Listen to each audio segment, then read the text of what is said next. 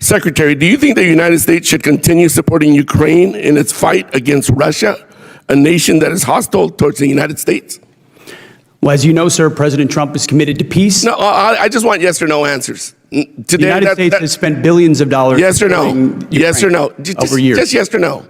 Can I get a yes or no out of you? We continue to send. Come on. Presidential drawdown. It's that easy. Kindergartners could give me a yes or no. Yes or no. Yes, we support peace in Ukraine. Come on. Is this really leadership?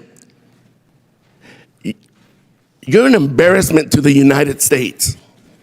The friction between the professional military and its new political leadership just hit a boiling point. In what is being described as a brutal unmasking at the House Armed Services Committee, Congressman Salud Carbajal, a veteran of the Marine Corps, didn't just question Defense Secretary Pete Hegseth, he categorically dismantled his credibility. Carbajal's fury wasn't just about policy, it was about the fundamental erosion of military norms. From the political theater of deploying warfighters for domestic crowd control to allegations of criminal negligence involving classified intelligence, this wasn't an oversight hearing, it was a public indictment. Carbajal's final verdict? That the secretary is an embarrassment who is unfit to lead the men and women in uniform. This is the confrontation that has left the Pentagon in shock. As a gentleman from California, Mr. Carbajal.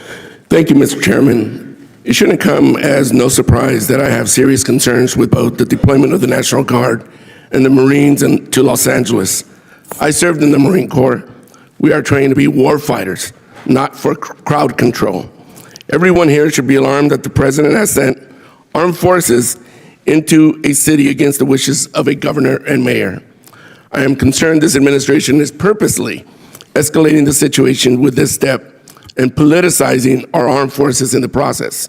Let's call it for what it is. It's political theater. Hegseth, are the Marines in Los Angeles ordered to protect property by any means necessary? Sir, I would say the ICE officers and police officers being attacked is not political theater. The National Guard and Marines, just yes or no. Just yes or no. The National Guard and Marines have the full authority to protect federal ICE agents. Yes or no. Can you just say yes or no? This isn't Fox anymore. Just yes or no. They're there to protect federal agents and federal. Another BS answer. Under the SRUF, the use of force, are Marines allowed to fire warning shots? No. Now that's more like it. Isn't that easy?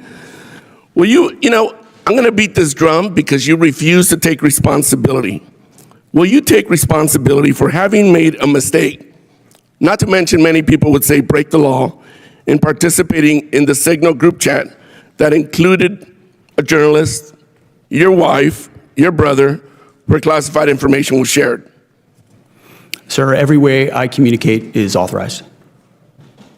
Okay, if you want to say that. I have called for your resignation. I didn't think you were qualified before your confirmation, and you have done nothing to inspire confidence in your ability to lead competently. You broke the law in sharing classified information, and in doing so, endangered the lives of our service members that you are responsible for. Your inability to hold yourself accountable makes you incapable to lead. This alone makes you unfit to be the Secretary of Defense. Secretary, do you think the United States should continue supporting Ukraine in its fight against Russia, a nation that is hostile towards the United States? Well, as you know, sir, President Trump is committed to peace. No, I just want yes or no answers. Today, the United States has spent billions of dollars. Yes or no? Yes or no? Over years. Just yes or no. Can I get a yes or no out of you? We continue to send. Come on. Presidential drawdown. It's that easy. Kindergartners could give me a yes or no. Yes or no. Yes, we support peace in Ukraine. Come on. Is this really leadership? You're an embarrassment to the United States. If Russia invades NATO allies, are you going to recommend to the president that we fulfill our Article 5 obligations? Well, Russia has not invaded NATO allies. No. President Trump No. I reclaim my time. Yes or no? It's that simple. There's Article 5 in NATO, which we recognize. So is the answer yes or no? That's what Article 5 is, yes. Good. I'm glad you brought yourself to saying yes. Do you think political allegiance to Trump is a requirement for serving our nation, either in uniform or a civilian in the department? I'm incredibly proud, as are millions of Americans. No. Not today, Hegseth. Yes or no? Congressman, you know what a silly question that is. But silly enough Fidelity to the warrant a Constitution. very straightforward answer. Yes or no? We all support and defend the Constitution of the United States. You know what? We're proud I'm not going to waste my time anymore. You're not worthy of my attention or my questions. You're an embarrassment to this country. You're unfit to lead. And there's been bipartisan members of Congress that have called for your resignation. You should just get the hell out and let somebody competently lead this department. Mr. Chairman, do we not have any decorum in here? Thank you very much. I yield my time. Gentleman yields back, and I would urge everybody to remember and maintain a decorum suitable for this chamber with their further comments. This exchange exposes a deep and dangerous rift in the chain of command. Let's look at the lighthouse perspective on why Carbajal's line of questioning is so devastating. First, there is the violation of the warfighter's mandate. Carbajal, speaking as a former Marine, highlighted that the deployment of troops to Los Angeles against the wishes of local leaders transforms the military into a prop for political escalation.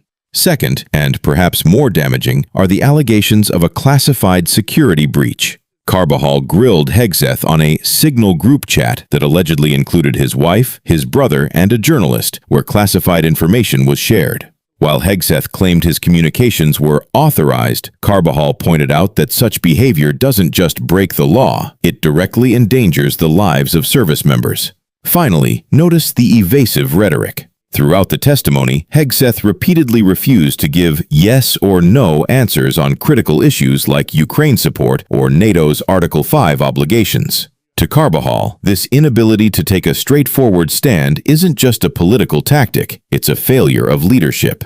When the Secretary of Defense cannot clearly state whether political allegiance to the president is a requirement for service, the very foundation of the Constitution is under threat. Salud Carbajal's conclusion was scathing. You're not worthy of my attention or my questions. This level of open hostility from a veteran lawmaker signals that Hegseth has lost the consent of the governed within his own Oversight Committee.